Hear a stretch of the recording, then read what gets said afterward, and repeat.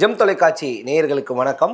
நான் உங்கள் முத்துக்குமார். தமிழக அரசியலில் இன்றைக்கு ஆளுங்கட்சியாக இருக்கக்கூடிய திமுக, அதாவது திராவிட முன்னேற்றக் கழகம் உருவாகி 75 ஆண்டுகள் நிறைவான நிலையில் திராவிட முன்னேற்றக் கழகம் எப்படி உருவானது, திமுக எந்த கொள்கைக்காக உருவாக்கப்பட்டது, பின் கட்சிக்குள் என்ன நடந்தது, அண்ணா அவர்களோட மறைவுக்கு பின்னாடி கட்சிக்குள்ள என்னெல்லாம் நடந்துச்சு, கட்சிக்குள் நடந்த குழப்பங்கள் என்ன, திமுக சந்தித்த தோல்விகள் வெற்றிகள், இப்படி திமுகவுடைய வரலாறு மற்றும் திமுக கடந்து வந்த பாதையை தான் இந்த வீடியோவில் விரிவாக பார்க்க போகிறோம். வாங்க வீடியோக்குள்ளே போவோம். திராவிட கட்சிகளில் ஒன்றான திமுக அறிஞர் அண்ணாதுரை, தந்தை பெரியார் அவங்களோட சமூக சனநாயக சமூக நீதி கொள்கையை அடிப்படையாக கொண்டு தான் செயல்பட்டு வருது. பெரியார்னால தொடங்கப்பட்ட திராவிட கழகத்திலேருந்து அண்ணாதுரை அப்புறம் வேறு சில தலைவர்கள் கருத்து வேறுபாடு காரணமாக பிரிஞ்சு 1949 செப்டம்பர் 17 சென்னை ஜார்ஜ் டவுன் பவளக்கார தெருவில் கூடி திராவிட முன்னேற்ற கழகம் அப்படின்னு ஒரு இயக்கத்தை உருவாக்கணும் அப்படின்னு முடிவெடுக்கிறாங்க. அதன் பிறகு 1947 செப்டம்பர் 18 வடசென்னை ராயபுரம் பகுதியில் இருக்கக்கூடிய ராபின்சன் பூங்கால பேரறிஞர் அண்ணாதுரை தலைமையில் ஒரு பேரணி ஒன்று நடத்துகிறாங்க. கட்சியோட முதல் பொதுச் செயலாளராக அண்ணாதுரை அவர்களை தேர்ந்தெடுக்கிறாங்க. இந்த பேரணியில் தான் குறிப்பாக சொல்லணும் அப்படின்னா கருப்பு சிவப்பு வண்ணம் கொண்ட கொடி திமுகவோட கொடியாக தேர்வு செய்யப்படுது. திமுக கட்சியை தொடங்கிய போது பேசின அண்ணா ஒரு விஷயம் சொன்னார். திராவிட முன்னேற்ற கழகம் தோன்றியது திராவிட கழகத்திற்கு எதிராகவோ இல்லை போட்டியாவோ இல்லை, அதே கொள்கை பாதையில் தான் திராவிட கழகத்தின் அடிப்படை கொள்கை மீதே தான் திராவிட முன்னேற்ற கழகம் அமைக்கப்பட்டு உள்ளது அப்படிங்கிற ஒரு விஷயத்த சொன்னாரு. அது மட்டும் இல்லாம அடிப்படை கொள்கைகளில் தான் மாறுதல் மோதல் இது எதுவுமே கிடையாது அப்படின்னு சொல்றாரு. அது மட்டும் இல்லாம நமக்கெல்லாம் தலைவரா இருந்து நல்வழி காட்டிய பெரியார் அவர்கள் அமர்ந்த பீடத்துல, அதாவது தலைவர் நாற்காலியை காலியாக வைத்து விட்டு பொதுச் செயலாளரவே அவர் பதவி ஏற்றுக்கிறாரு. அண்ணாதுரை அவர்கள் 1949 முதல் 1969 பிப்ரவரி 3 வரைக்கும், அவர் இறக்குற வரைக்கும் கட்சியோட பொதுச் செயலாளராக பணியாற்றாரு.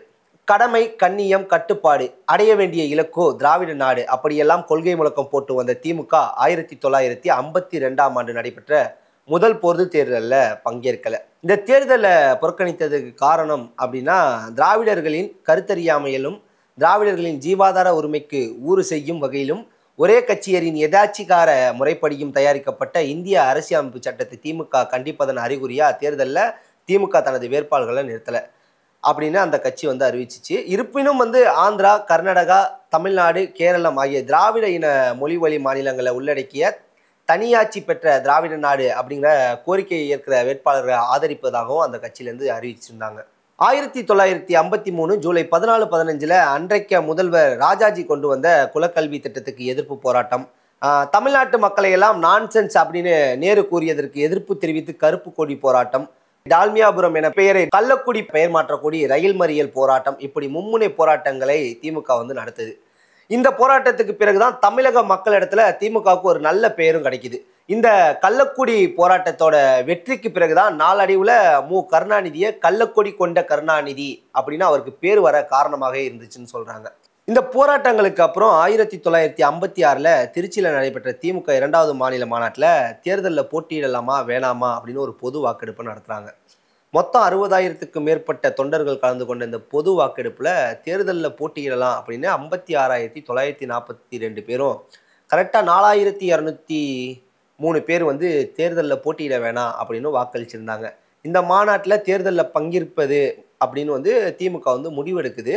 அதே ஆண்டு நவம்பர் 1 இந்தியா மொழிவாரி மாநிலமாக பிரிக்கப்பட்டு சென்னை மாகாணத்தில் இருந்த கேரளா, ஆந்திரா, கர்நாடகா போன்ற மாநிலங்கள் தனி மாநிலங்களாக ஆகுது. அதற்கு முன்னதாக 1953 ஆந்திர பிரதேசம் முதல் மொழிவாரி மாநிலமாக உருவானது. திருச்சி மாநாட்டுக்கு பிறகு பார்த்தீங்கன்னா 1957 நடைபெற்ற தேர்தலில் திமுக மொத்தம் 112 இடங்களில் போட்டியிடுறாங்க. போட்டியிட்டது மட்டும் இல்லாமல் ஒரு 15 இடங்களில் அந்த கட்சி அமோக வெற்றி பெறுது. இதில் குறிப்பாக நம்ம சொல்லணும் அப்படின்னு பார்த்தீங்கன்னா அறிஞர் அண்ணாதுரை, கலைஞர் கருணாநிதி, அன்பழகன் உள்ளிட்ட திமுகவோட முன்னணி தலைவர்கள் சட்டமன்ற உறுப்பினர்களாக தேர்ந்தெடுக்கப்படுறாங்க. போட்டியிட்ட முதல் தேர்தலிலே திமுகவோட இந்த வெற்றி அன்னைக்கு ஆட்சியில் இருந்த காங்கிரஸ் கட்சியோட எஃகு கோட்டையை அசைச்சே பார்த்துச்சு அப்படின்னு அங்கே இருக்கவங்க நிறைய பேர் சொல்லிக்கிட்டாங்க. 1958 மார்ச் 2 திமுக ஒரு மாநில கட்சியாக அங்கீகரிக்கப்படுது. உதயசூரியன் தேர்தல் சின்னமாக திமுகவாக ஒதுக்குறாங்க. முதல் முறையாக சட்டமன்றத்தில் கால் பதிச்ச திமுக தன்னோட கொள்கையில் ஒன்றை செயல்படுத்த முயற்சி செய்கிறார். அதாவது சென்னை மாகாணம் அப்படிங்கிற பேரை தமிழ்நாடு என பெயர் மாற்றம் கொண்டு வந்த தீர்மானம் ஓட்டெடுப்பில் தோல்வியில் முடியுது. திமுக இந்த தீர்மானத்துக்கு பின்னாடி குறிப்பா ஒருத்தரை சொல்லணும் அப்படின்னா தியாகி சங்கரலிங்கனாரோட உயிர் தியாகமும் இருந்துச்சு அப்படின்னே வந்து சொல்லலாம். அதற்கப்புறம் வந்து பாத்தீங்கன்னா 1959ல நடைபெற்ற சென்னை மாநகராட்சி தேர்தலில் 90 இடங்கள்ல வென்ற திமுக முதல் முறையா மாநகராட்சி மேயர் பொறுப்பையும் வந்து ஏற்குது. அதன் பிறகு வந்து பாத்தீங்கன்னா ஏப்ரல் 19 1961ல கட்சியிலிருந்து ஈவேகி சம்பத் வெளியேறி தமிழ் தேசிய கட்சி ஒன்றை உருவாக்குறாரு. இதுதான் திமுகவில் ஏற்பட்ட முதல் பிளவு அப்படின்னே வந்து நம்ம சொல்லலாம். இந்த பிளவுக்கு பிறகு 1962ல நடைபெற்ற பொது தேர்தலில் திராவிட நாடு விடுதலை கோரிக்கையை முன்வைத்து பிரச்சாரம் செய்கிறாங்க. இதில் திமுக, ராஜாஜியோட சுதந்திரா கட்சி, முஸ்லீம் லீக் ஆகியோரோட இணைந்து போட்டியிட்ட திமுகவுக்கு வந்து 50 இடங்கள் வெற்றி பெற்ற திமுகவில் குறிப்பாக ஒரு விஷயம் சொல்லணும்னா அந்த கட்சியோட பொதுச் செயலாளர் அதாவது அண்ணாதுரை அவர்கள் காஞ்சிபுரம் சட்டப்பேரவை தொகுதியில் தோத்து போறாரு. இருந்தாலும் அந்த கட்சியோட சட்டமன்ற உறுப்பினர்கள் எல்லாம் சேர்ந்து நாடாளுமன்ற உறுப்பினராக தேர்ந்தெடுக்கப்பட்டு அண்ணா வந்து நாடாளுமன்றத்துக்கு போறாரு. இந்த மசோதா நிறைவேற்றினதுக்கு அப்புறம் 1963 ஜூன் 8, 9, 10 தேதிகளில் நடைபெற்ற திமுகவோட பொதுக்குழுவில் அக்கட்சி முக்கியமான கொள்கையான திராவிட நாடு விடுதலை கோரிக்கையை வேற வழி இல்லாமல் வந்து கைவிடுறாங்க. அண்ணாதுரை அவர்கள் பல ஆலோசனைகளுக்கு பிறகு தமிழகம், ஆந்திரம், கேரளம், கர்நாடகா ஆகிய 4 மொழிவாரி மாநிலங்களும் இந்திய அரசுரிமை, ஒருமைத்தன்மை, அரசியல் அமைப்பு சட்டம் இவங்க எல்லாத்துலேயும் இயன்ற அளவுக்கு கூடுதலாக வந்து அதிகாரங்களை பெற்று நெருங்கிய திராவிட கூட்டமைப்பாக நிலவ பாடுபடுவது அன்றைக்கு இருந்த திமுகவோட கட்சி குறிக்கோள் பகுதியில் ஒரு மாற்றம் செய்கிறாரு. அதே ஆண்டு நவம்பர் 17 கொண்டு வந்த இந்தி பேச தெரியாத மக்களுக்கு மீது வந்து இந்திய திணிக்கிற சட்டப்பிரிவு 17 வந்து திமுக வந்து நாங்கள் எதிர்க்கிறோம் அப்படின்னு வந்து அறிவிக்குது. 1965 ஜனவரி 26 முதல் இந்தி மட்டும் இந்தியாவின் ஆட்சி மொழி அப்படின்னு அப்போதைய காங்கிரஸ் அரசோட பிரதமர் லால் பகதூர் சாஸ்திரி வந்து கொண்டு வராரு. இந்தி கட்டாயமாக்கப்படுவதை எதிர்த்து ஜனவரி 26 குடியரசு தின நாளை வந்து துக்க நாளா அறிவிச்சு திமுக ஒரு மிகப்பெரிய கிளர்ச்சியை வந்து நடத்துறாங்க. இந்த போராட்டத்தில் திமுகவுடைய மாணவர் அணி வந்து சிறப்பாக செயல்பட்டது அப்படின்னே சொல்லலாம். இந்தி திணிப்புக்கு எதிராக நடந்த இந்த போராட்டத்தில் காவல்துறையும் இந்திய இராணுவமும் நடத்திய துப்பாக்கி சூட்டில் 100க்கும் மேற்பட்டோர் வந்து உயிரிழக்கிறாங்க. இந்த நிகழ்வுக்கு அப்புறம் பணிந்து வந்த மத்திய அரசு ஆங்கிலமே ஆட்சி மொழி அப்படின்னு வந்து அறிவிக்கிறாங்க. அதன் பிறகு வந்து போராட்டமும் கைவிடப்படுது. இந்த போராட்டத்தில் திமுக மாபெரும் பங்காற்றியது என்பது எவராலும் மறுக்க முடியாத வரலாற்று பதிவாக வந்து மாறுது. இந்த இந்தி திணிப்பு போராட்டத்துக்கு பிறகு 1967ஆம் ஆண்டு நடந்த தேர்தல் தமிழ்நாட்டோட மிகப்பெரிய திருப்புமுனையாக அமைந்தது அப்படின்னே வந்து சொல்லுவாங்க. ஏன் அப்படின்னா அண்ணாவோட திராவிட முன்னேற்ற கழகம், ராஜாஜியோட சுதந்திரா கட்சி, மார்க்சிஸ்ட் கம்யூனிஸ்ட் கட்சி, இந்திய முஸ்லீம் லீக், மாப்போசியோட தமிழரசு கழகம், சீபா ஆதித்தனாரோட நாம் தமிழர் இயக்கம் போன்ற எல்லா கட்சிகளோடும் இணைந்து வலுவான கூட்டணி அமைச்சு தேர்தலை சந்திக்குது. அண்ணாவோட சட்டமன்ற சூழ்நிலையும் நிஜமாகுது. 173 தொகுதிகளில் போட்டியிட்ட திமுக 138 தொகுதிகளில் அமோக வெற்றி பெறுது. நாடாளுமன்ற தேர்தலில் போட்டியிட்ட 25 தொகுதிகள்லையும் வெற்றி பெறுது. தென் சென்னையில் போட்டியிட்ட அண்ணா நாடாளுமன்ற உறுப்பினராக ஆனார். திமுக இந்த அமோக வெற்றி வரலாற்றையே திரும்பி போட்டதா இன்னைக்கு வரைக்கும் பேசப்படுது. அதற்கு காரணம் சுதந்திரம் பெற்று தந்த கட்சி, இந்திய தேசத்தின் மாபெரும் கட்சி, பெருந்தலைவர் காமராஜர் இருந்த காங்கிரஸ் கட்சியை தமிழக மக்கள் புறம் தள்ளியதும், இறைமறுப்பு, இந்திய எதிர்ப்பு, திராவிட நாடு கேட்ட திமுகவை ஆதரித்து ஆட்சி கட்டில் அமர வச்சதும் பெரும் பரபரப்பாக வந்து பேசப்படுது. குறிப்பாக ஒரு விஷயம் சொல்லணும்னா அன்னைக்கு விழுந்த காங்கிரஸ் இன்னைக்கு வரைக்கும் தமிழ்நாட்டில் தனித்து எழுந்திருக்க முடியலை. அண்ணாவோட பெயராகவும் அண்ணாவை அடையாளமாக கொண்ட கட்சிகளே தான் இதுவரை தமிழகத்தை மாற்றி மாற்றி ஆள்கிறது என்பது நம்ம யாரும் மறக்க முடியாத வரலாற்று சான்று. திமுக முதல்ல ஆட்சி கட்டலில் வந்து அமர்றாங்க. 18 ஆண்டுகள் முரண்களை எல்லாம் கடந்து பெரியாரை சந்திச்சு திமுகவோட வெற்றியை அண்ணா சமர்ப்பணம் பண்றாரு. பேரறிஞர் அண்ணாதுரை 1969 பிப்ரவரி 3 வரை மட்டுமே, அதாவது குறிப்பா அவர் மறையும் வரை மட்டுமே ஆட்சியில் இருந்த போதும் 1969 ஜனவரி 14ஆம் தேதி சென்னை மாநிலம் அப்படிங்கிற இதை வந்து தமிழ்நாடு என பெயர் மாற்றம் செய்தது. இன்னொரு விஷயம் குறிப்பாக சொல்லணும்னா ஜனவரி 23 1968 தமிழ்நாடு அரசோட மொழிக் கொள்கையா இருமொழி திட்டத்தை அறிவித்தது. தாலி, சாதி, புரோகிதர் ஆகிய யாருமே இல்லாமல் நடைபெற்ற சுயமரியாதை திருமணங்களுக்கு அங்கீகாரம் வழங்கும் சட்டம் ஆகியவற்றையெல்லாம் நிறைவேற்றினார் அண்ணா. இப்படி பல திட்டங்களையும் பெரியாரின் கனவுகளையும் திமுக அரசு வந்து நிறைவேற்றிட்டு வருது. இந்த சாதனை பட்டியல் எல்லாம் வந்து நீள்வதற்குள்ள ஒரு சோகமான ஒரு செய்தி. அண்ணா அவர் வந்து தன்னோட மூச்சை நிறுத்திக்கிறாரு. புற்றுநோய் பாதிப்பால் அமெரிக்காவில் சிகிச்சை பெற்று தாயகம் தமிழகம் திரும்பிய அண்ணா 1969ஆம் ஆண்டு பிப்ரவரி 3ஆம் நாள் திராவிட மண்ணை விட்டு வந்து மறைகிறார்.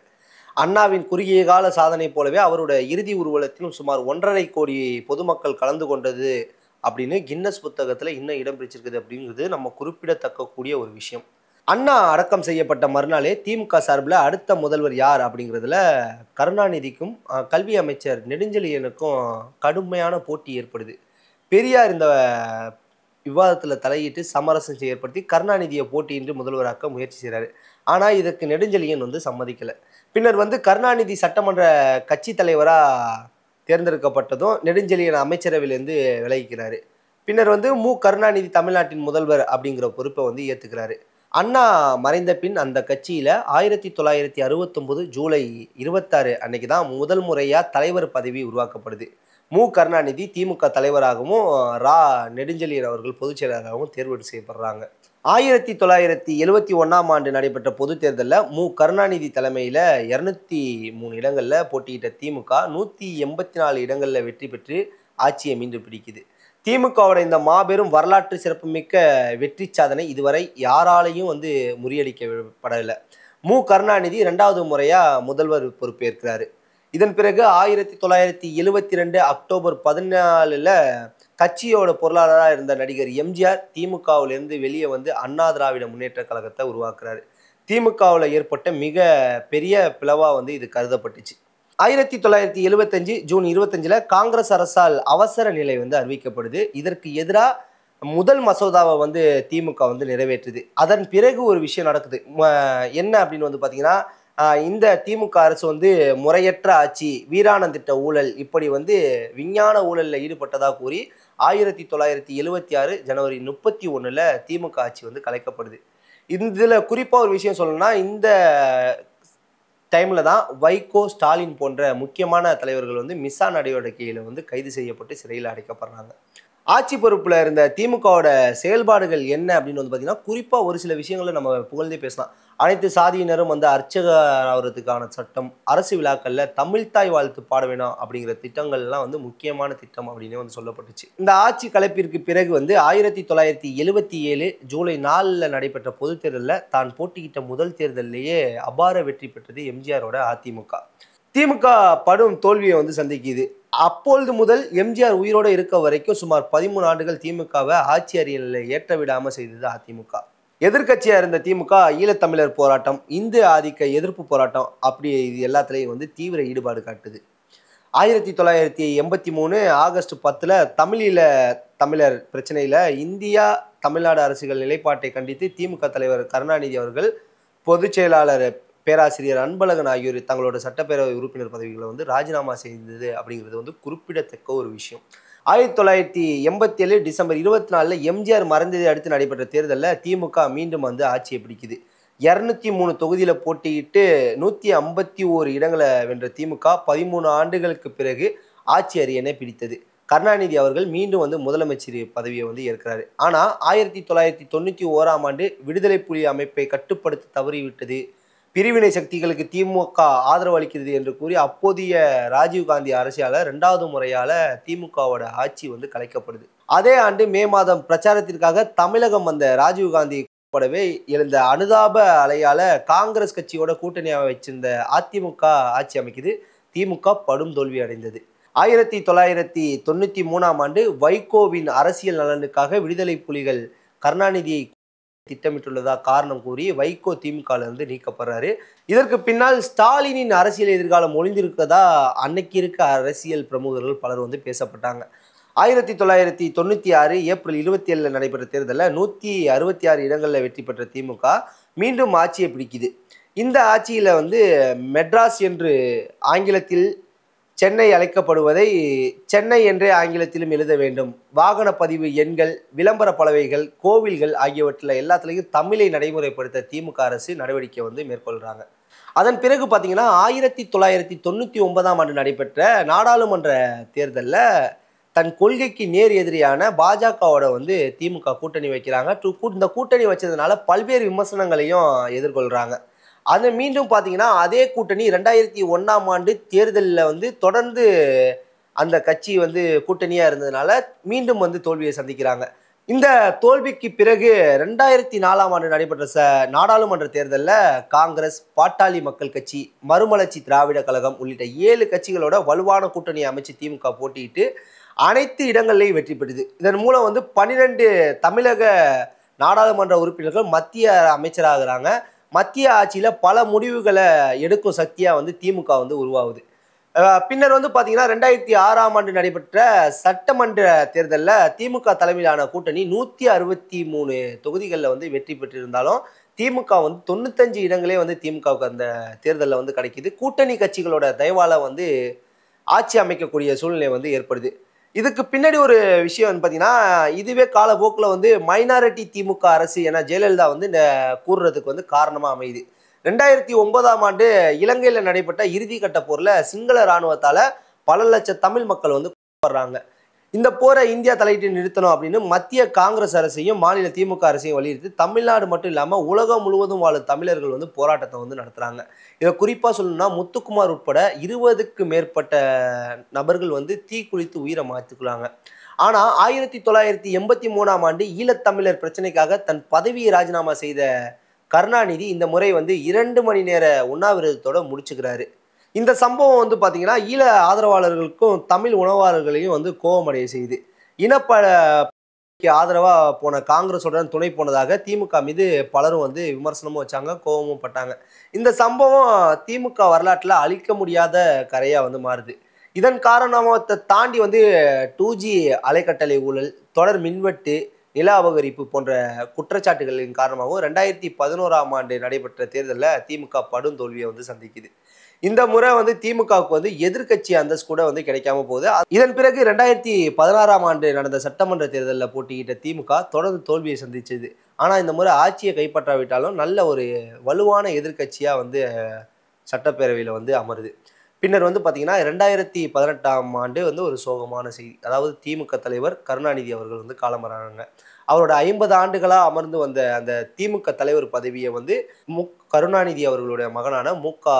ஸ்டாலின் அவர்கள் அந்த பதவியை ஏற்கிறாரு. தமிழக அரசியலில் மிகப்பெரிய ஆளுமைகளாக சொல்லக்கூடிய ஜெயலலிதா, கருணாநிதி மறைவுக்கு பின் 2019 ஆண்டு நடைபெற்ற நாடாளுமன்ற தேர்தலில் போட்டியிட்டு திமுக 38 தொகுதிகளில் வெற்றி பெற்று மீண்டும் தன்னோட வலிமையை காட்டுது. திமுக ஆட்சி காலத்தில் நிறைய விஷயங்கள் நடந்திருக்கு. குறிப்பாக சொல்லணும் அப்படின்னு பார்த்தீங்கன்னா, தமிழ்நாடு பெயர் மாற்றம், பெண்களுக்கு சொத்துரிமை, அனைத்து ஜாதியினரும் அர்ச்சகராகும் உரிமை, பிற்படுத்தப்பட்டோர் தாழ்த்தப்பட்டோருக்கான இடஒதுக்கீட்டு உரிமை, தமிழுக்கு செம்மொழி அந்தஸ்து அப்படின்னு ஏராளமான சாதனைகளை நடத்தியிருக்கு. இப்போ தற்போது நடந்த தேர்தலை பற்றி சொல்லணும் அப்படின்னு பார்த்தீங்கன்னா 2021ஆம் ஆண்டு நடந்த சட்டமன்ற தேர்தலில் 133 தொகுதிகளில் வெற்றி பெற்ற திமுகவோட முதலமைச்சர் வேட்பாளர் மு.க. ஸ்டாலின் அவர்கள் இப்போதைக்கு நடந்து கொண்டிருக்கும் ஆட்சியோட தமிழகத்தோட முதலமைச்சராக பதவி வகித்திருக்காரு. அன்னைக்கு அண்ணாவில் தொடங்கி இன்னைக்கு ஸ்டாலின் வரை 75 ஆண்டுகளாக இன்னமும் தொடர்கிறது திமுகவோட வரலாறு. இன்னைக்கு திமுக கட்சியோட 75 ஆண்டுகள் நிறைவுல திமுக கட்சியோட நம்ம வரலாறை பார்த்தோம். மீண்டும் இன்னொரு வரலாறை பேசுவோம். இதில் பிழைகள் எதுவும் இருந்தாலும், மீண்டும் உங்களுக்கு ஏதாவது வரலாறு வேண்டுனாலும், இதில் நான் பேசிய வரலாற்றில் ஏதாவது பிழை இருந்தாலும் கீழே இருக்க கமெண்ட் பாக்ஸில் சொல்லுங்கள். நன்றி, வணக்கம்.